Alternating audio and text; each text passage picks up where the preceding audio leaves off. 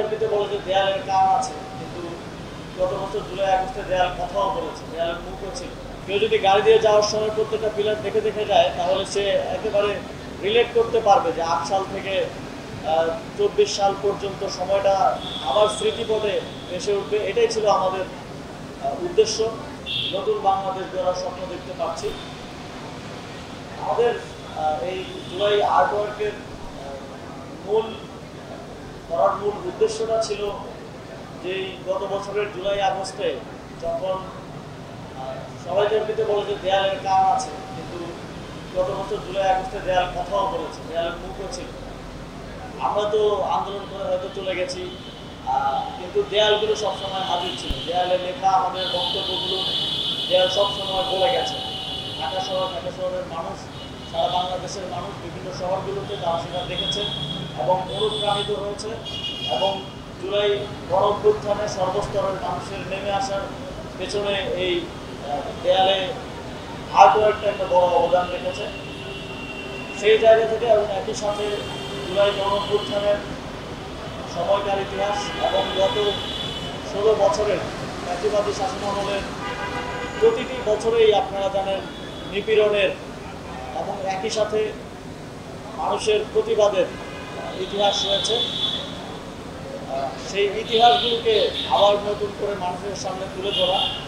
আর যদি আপনারা আমাদের ফার্মগেট অংশের আর্টওয়ার্কগুলো দেখেন, গত ১৬ বছরের যে ইতিহাস সেখানে তুলে ধরা হয়েছে, কেউ যদি গাড়ি দিয়ে যাওয়ার সময় প্রত্যেকটা পিলার দেখে দেখে যায়, তাহলে সে একেবারে রিলেট করতে পারবে যে ৮ সাল থেকে ২৪ সাল পর্যন্ত সময়টা আবার স্মৃতিপটে ভেসে উঠবে। এটাই ছিল আমাদের উদ্দেশ্য।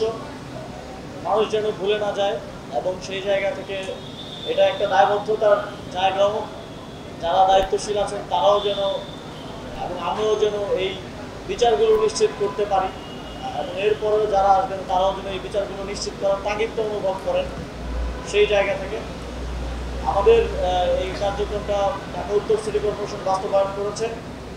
জাহিদ ভাইয়ের নেতৃত্বে একটা টিম দিনরাত কাজ করেছে গত ১ মাস ধরে এবং আগারগাঁও থেকে শাহবাগ পর্যন্ত পুরোটা রাস্তায় পিলারগুলোতে আমরা জুলাইয়ের ইতিহাস এবং গত ১৬ বছরের ইতিহাস তুলে ধরার চেষ্টা করেছি।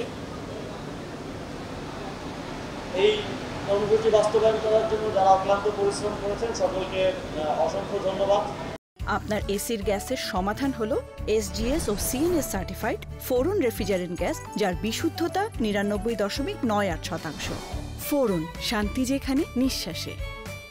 জুলাইতে তো অনেক কর্মসূচি হচ্ছে, আপনারা জানেন আমাদের সংস্কৃতি মন্ত্রণালয়, মুক্তিযুদ্ধ বিষয়ক মন্ত্রণালয় কার্যক্রম পরিচালনা করছে। এর পাশাপাশি আমাদের এই উদ্যোগটা ছিল আলাদাভাবে কিছু একটা করার, যেটা ওই প্রোগ্রামগুলোর থেকে একটু আলাদা, যাতে করে মানুষজনকে ডেকে এনে দেখাতে না হয়। মানুষজন রাস্তা দিয়ে চলার সময়ই দেখতে পারে যে জুলাইতে কী হয়েছিল বা গত ১৬ বছরে কী হয়েছিল। এটা আমাদের পরবর্তী প্রজন্মের জন্য গুরুত্বপূর্ণ। যারা জানেন না যে বিগত সময়গুলোতে কী হয়েছিল তাদেরকে জানানো এবং এই সচেতনতাটা ভবিষ্যতেও যে কোনো ফ্যাসিবাদের আবার মাথা চালা দিয়ে ওঠার ক্ষেত্রে একটা বড় বাধা হয়ে দাঁড়াবে।